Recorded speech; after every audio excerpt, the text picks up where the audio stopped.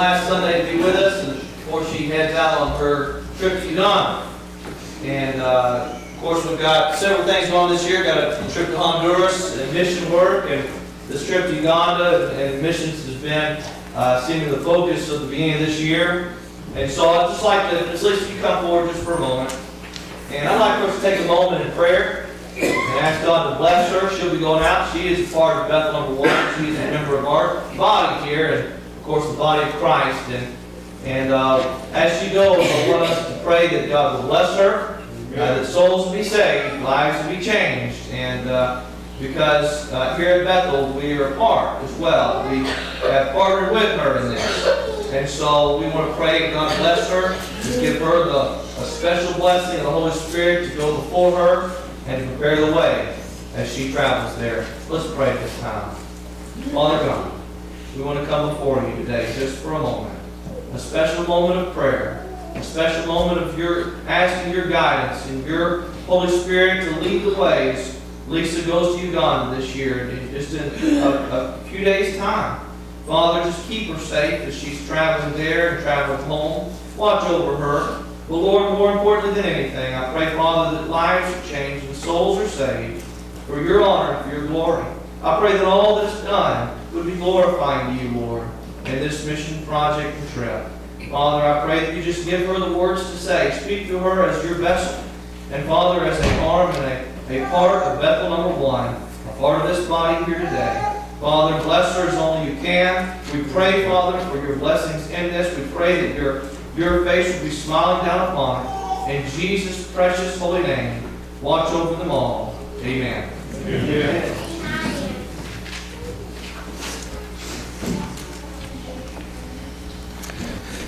Well, last Sunday was actually going to be the last Sunday to sign up for the Honduras trip, so I guess today is that day.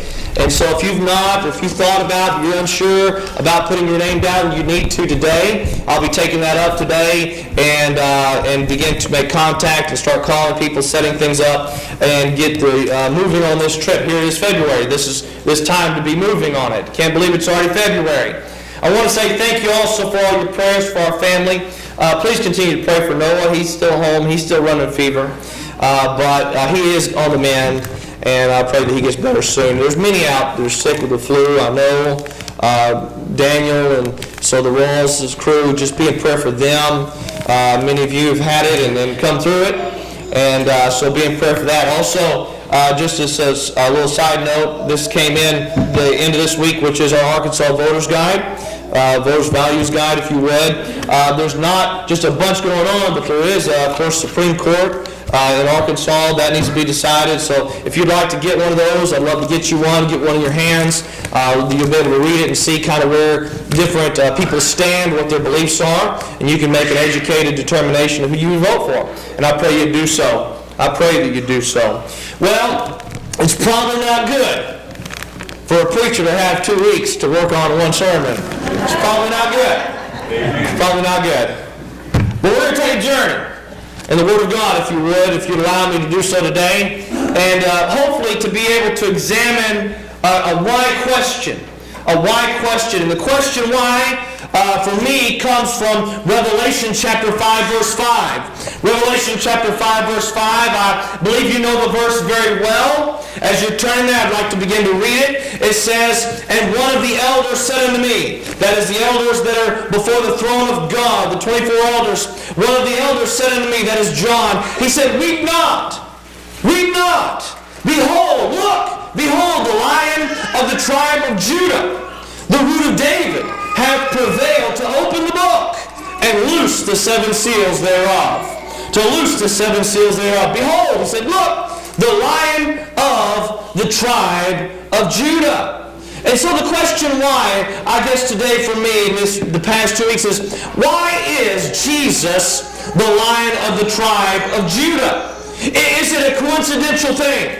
Is he called the Lion of the tribe of Judah? Is it just because he happened to be born in Judah's tribe? Is that the case? Is it the case that he's called the Lion of the tribe of Judah because Judah was given the kingly lineage for Israel? Is that the case? But I don't believe that those answer the question with enough fullness, if you would. Those don't answer the question because Jesus being born of the tribe of Judah is not an afterthought. Nothing with God is an afterthought. Would you agree with that today? You're not an afterthought with God. Last Sunday that I preached was dealing with abortion, and so every child in the womb is not an afterthought with God. Amen? Things that happen around you is not an afterthought with God. God has things planned out. He is sovereign. Now that does not remove your free will, because He works with that, and we're going to see that. This also has to go in and coincide with what we're talking about here today. But I want you to know that God had these things planned out. Now, if it's not just because of David, if it's not just because the tribe of Judah was given the kingly lineage, what was it that caused God to have Jesus born into the tribe of Judah? And why would He be called, again, the Lion of the tribe of Judah? I think to answer this question fully, we need to go back to Genesis. And so if you want to turn your Bibles to Genesis, let's start at chapter 49, and then we're going to go back a little further. And we're going to just walk through some of the story, the life story, looking at Judah, right? If He's called the Lion of the tribe of Judah, we need to start with Judah, the head of that tribe. Genesis chapter 49, verse 8 through verse 12. Genesis chapter 49, verse 8 through verse 12. I'll read it there too.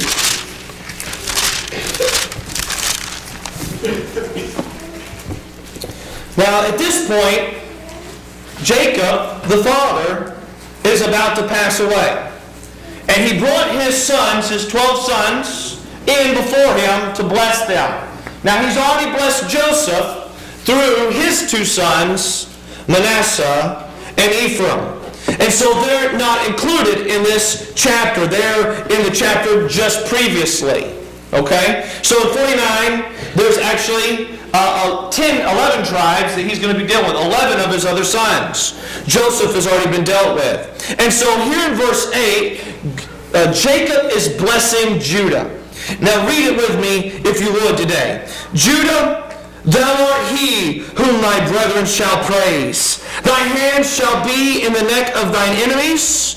Thy father's children shall bow down before thee.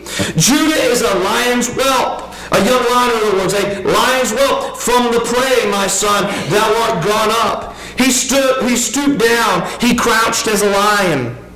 And as an old lion, who shall rouse him up? Who shall do it? The scepter shall not depart from Judah, nor a lawgiver from between his feet, until Shiloh come. And unto him shall the gathering of the people be, binding his foal upon the vine, and his ass's colt upon the choice vine. He washed his garments in wine, and his clothes in the blood of grapes. His eyes shall be red with wine, and his teeth white with milk. What a blessing, huh? What a blessing for a father to say, son, these great things are going to be upon you. You're going to be a kingly tribe. You're going to be a powerful tribe. Your tribe is going to be the lion tribe.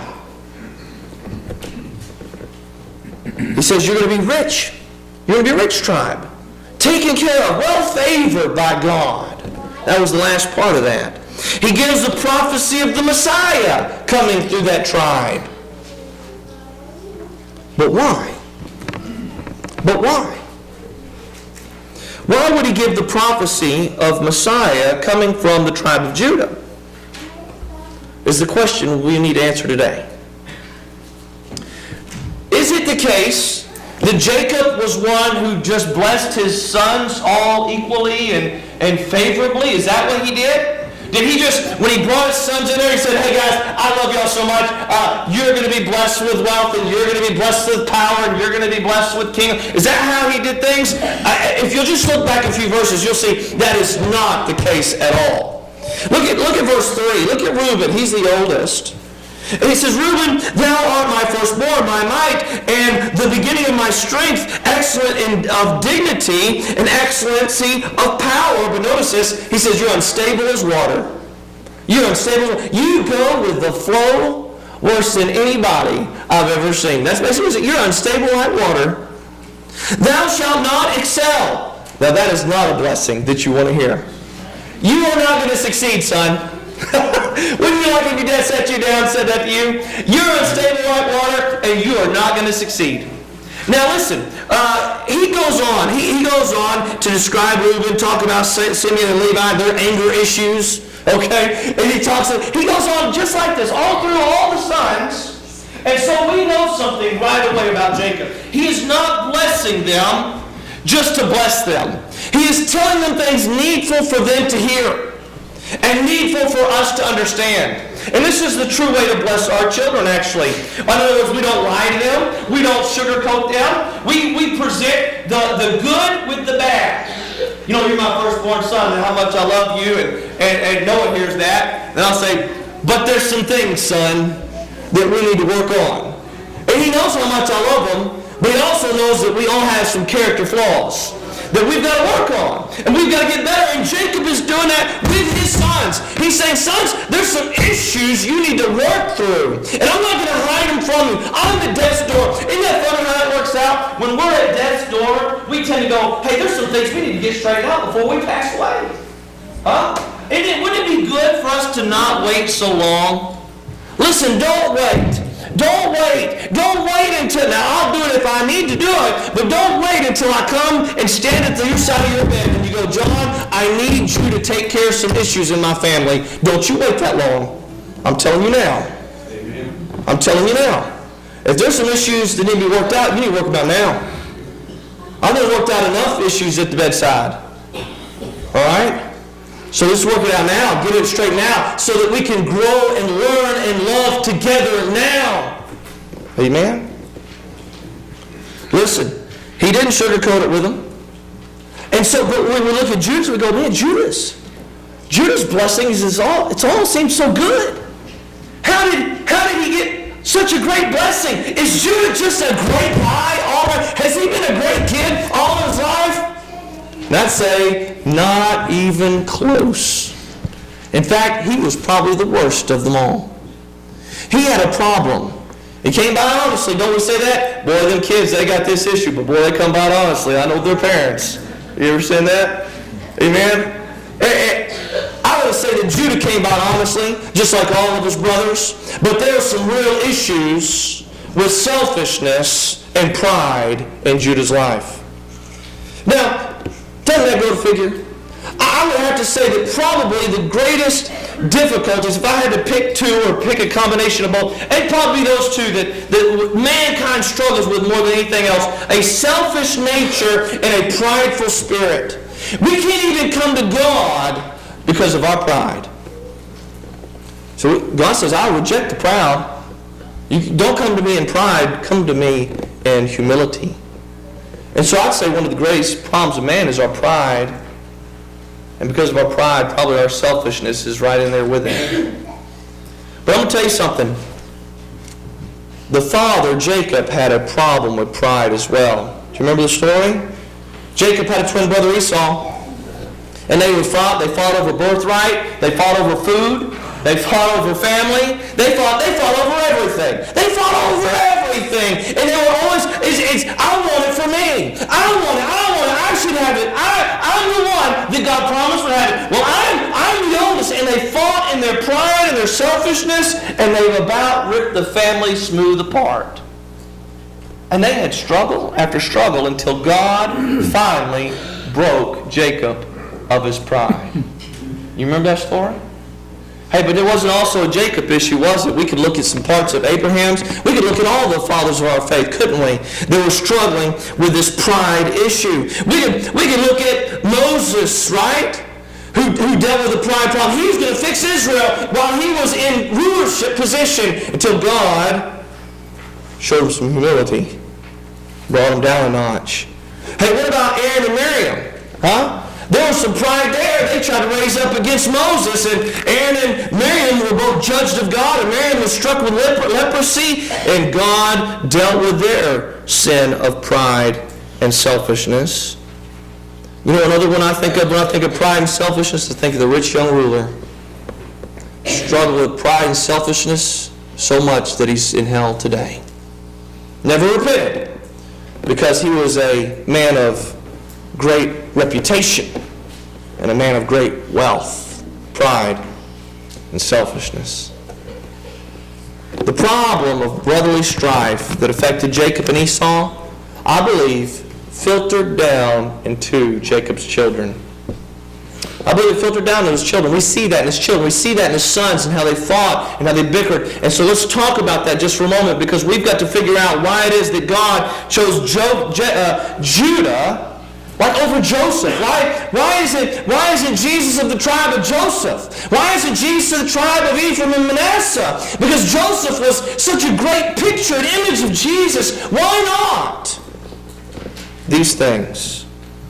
Let's go back in our Bibles just a little bit further. Let's go to about chapter 37. And let's begin to just kind of walk through. I'm not going to read a lot of these verses. I encourage you, I know that many of you already have memorized the story of Joseph, so I don't want to rehash the story of Joseph to you today. But if you don't know the story of Joseph, begin at chapter 37 and read it and meditate on it and look at all of the imagery of Jesus, the picture of Jesus that is going to be presented in these wonderful chapters. Understand the history of our Christian faith in these chapters. Powerful, powerful verses if you have not memorized it already.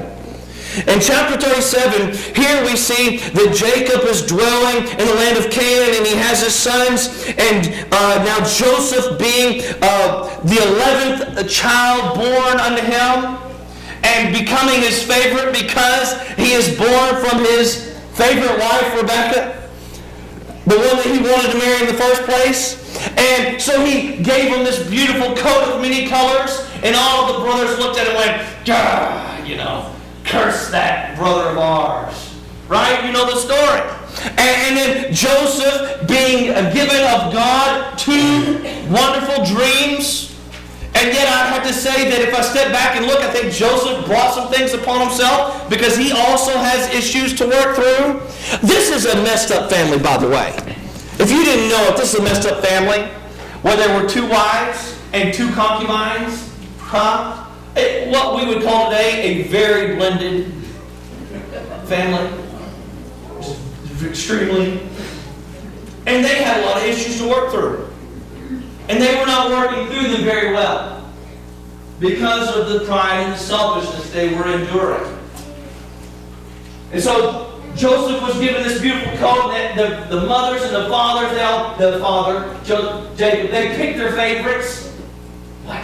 They picked all their favorites, and they had all these special, and it was just a battle. It was a battle inside the family, strife inside the family. Does anybody understand what it means to battle in your family? If you're not nodding your head, you're a liar. We've all had some battles in our family, haven't we? And those hurt the most, don't they? They hurt the most. They're the most painful. They're the most lasting, I'd say. But listen, you know what? When you get things right, they're also the most sweet. They're also the most blessed. They're also the most wonderful. Your family is wonderful. And it's worth, listen, if you miss all this, your family is worth fighting for. Your family is worth fighting for. You need to fight with every ounce of your strength for your family. Okay? To have peace and love and joy in your home. The joy that only God can give.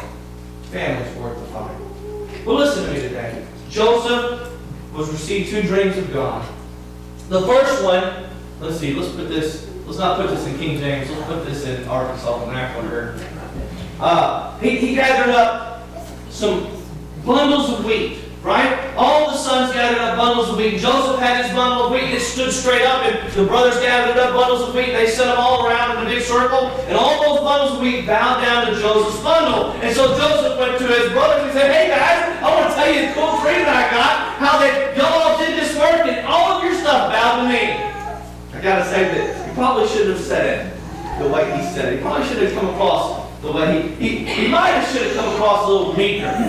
But he didn't. He comes across it, and they're taking it as some statement of pride. They say, "How dare the youngest say that we're going to bow to him? We're older." Hey, some of these guys have already had some families, right? Reuben is old enough. He's got a family started. He said, "Oh, you little brat. I ain't bound to you." That's what my brother would have said to me. And we would have wrestled and fought. He's a pretty big boy. Enough of that. Anyway, yeah. And so they were angry. So he has another dream. He comes to this time, he comes to his dad, Jacob, and he says, I've got another dream, and the brothers are there, Jacob's there, and Leah's there, and Rebecca's there, they're all there. And he says, in this dream, there's all these 11 stars, and they all bow to me, and there's the sun and the moon, and they bow down to me. And Jacob looks at him and said, boy, I can just feel it. I can feel it. Like gritting his teeth, and I'm like, it don't happen that way. Why would your mom and daddy bow down to you? Now that's very interesting. Now this is how God works. If you'll take notice of the specifics of these dreams,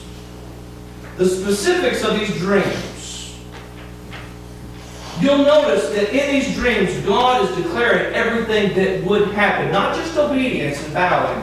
Everything that happened. Why were they going to Egypt in the first place? Why did they bow the first time in the first place? Was it not because they went to go get wheat? Was it not to go get bread from Egypt?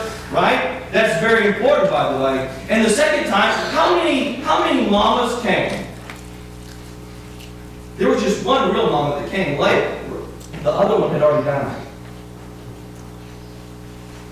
She died in childbirth, giving birth to Benjamin. You see, there was only a sun and a moon. There wasn't a sun and a moon and a moon. See, God was very specific. He was telling them exactly what would happen, when it would happen, how it would happen, who would bow, who wouldn't bow. It's amazing, really. It's amazing, incredible. Of course, one will say, you go, well, only God knows these things. And He does. He knows the future. And so they were angry at him, right? And so the brothers go off and they're tending sheep, and Jacob begins to worry about him and wonder, says, hey, send Joseph. Joseph, go check on your brothers, see how they're doing, see how they're getting along, make sure the herd's okay, make sure they're okay. And so he takes off to find them, and they're a long ways off, and it takes several days, by the way. And so then the brothers see Joseph coming in the distance, and they begin to plot. They say, here comes that jerk, that punk, I just hear them talking about, I just really want to get rid of him. I'm tired of hearing about him and his dreams and stupid things. And they plot to kill him. They plot to kill him. And as he's getting there, they get a hold of him. Reuben says, hey, how about we just go in a pit? Let's not kill him. Let's not shed blood. I don't want blood on my hands. Let's go in a pit. And then if he dies, he dies. And Reuben's like, I'm going to get him out later when we're all gone, right? And so they're like, let's throw him down. We'll decide what we need to do with him. They throw him down the pit. I'm sure that Reuben and some of them had to go check on a few things or whatnot, and they begin to talk about what to do with Joseph. Now take note here. Genesis 37, verse 26. This is very important within the plot that we're talking about here today. And as they're sitting there, right, a caravan comes by headed to Egypt to sell slaves. You know that part. Who is it that comes up with the idea to sell them? Judah did. It's Judah. You see, he's got a serious problem, doesn't he? Judah said unto his brethren, what profit is it if we slay our brother and conceal his blood? They're still thinking about doing that. Come, let us sell him to the Ishmaelites, and let not our hand be upon him, for he is our brother and our flesh. Oh, he sounds so sanctimonious. He said, let's sell him like a slave. Let's sell him to people, and we'll never see him again. I mean, it's a miracle to say they ever saw their brother again. It's a miracle. Because when you're sold to slave, you're either eventually killed, okay, but you're never seen again. You're never seen again. This is an opportunistic, selfish, and prideful life that Judah's living. And it's just pouring out of him. Hey guys, I've got the idea. Let's sell our brother. Let's sell him. And I'll get me some money. And I don't care what happens to old Joseph. And that's what they do. They sell him for the price of a slave. Of course, we know Jesus was sold for the price of a slave. Joseph's life and Jesus' life are just an amazing testament to what would happen with Jesus. But here's what's interesting, right? Genesis 38 is very much an enigma. You know what happens in Genesis 38? The story of Joseph stops for a chapter. Just stops. just ends for a minute. It'll pick back up in 39, but Genesis 38 is not about Joseph at all. Who's it about? Huh? It's about Judah. It's about God dealing with Judah. You see, I think God dealt with all of them, but this is very important. This is important to the story to understand what God was doing and what God does in our life and how God works in our life, in our broken life. When we have these things in our life, we have sin in our life. God is not, He's not unaware. He knows, and He knows what He needs to do to bring us into a right place, in the right standing with Him. He knows what's going on, and He knows what must happen in Judah's life. Judah has some sons, doesn't he? He has some sons. He has and his sons, guess what? They learned from their dad how to be pretty much scum. They learn how to be sinful. And they're very sinful, they're very prideful. And God gets his full of Judah's sons. Now his oldest son, marries Tamar. And while they're married, God kills And now, listen, the father's going to be brokenhearted about this. Tamar has no children. Had no son or daughter. And God has killed him because of his own wickedness. And so, according to tradition of the Jews, there will be a kinsman redeemer. The next in line, Onan. That is Judah's second son. Onan is supposed to have a child with Tamar. Onan does not want to have a child with Tamar. He is also a very wicked man, and he does not allow it to happen. And so God slays Onan. The Bible is very specific. God is doing this work.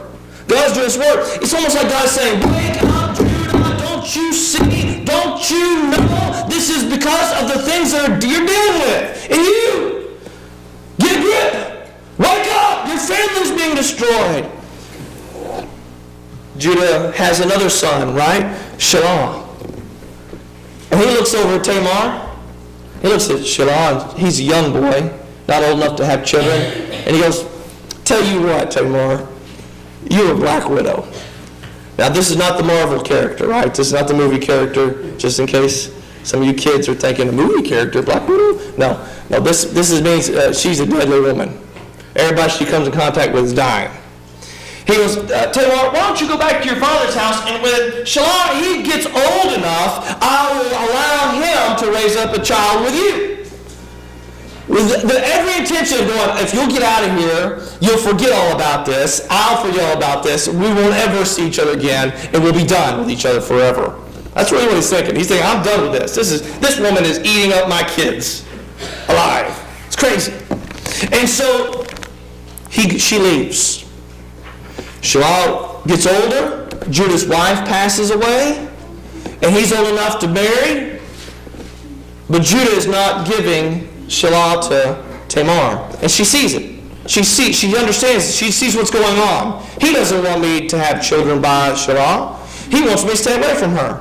And so she hears that Judah is going out to shear sheep. Right? Do you know the story? She knows that he's going out to shear sheep. And so Judah goes to Timnath, and she decides to put away her weeping clothes, her clothes of mourning, and she dons a harlot's clothes, right? She dons the harlot's clothes, and she goes out, and she meets Judah. And he doesn't know who she is. And he sees her, and he says, well, how much do you cost?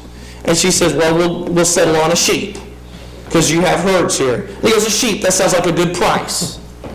And she goes, well, what do you give me as assurance that you're going to pay? And he gives her 3 things, right? 3 things. He says, I'm going to give you my signet, my ring. That's like your birth certificate, okay? The ring is your signature. It's your birth certificate. He said, I'll give you my birth certificate, my signet. And I'll give you all my major MasterCard, my Visa. That's my golden bracelets here. That's my MasterCard. That's my credit cards.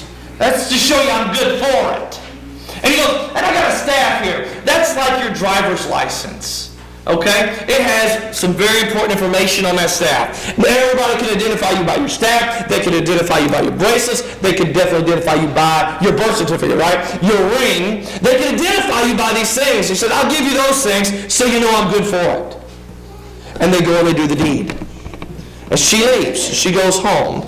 And he doesn't know where. And he goes home. And he goes, hey guys, go take this sheep over here. There's a lady supposed to give it to. She's going to give me my stuff back. Just go give it to her. They go and she's not there. There's no one there.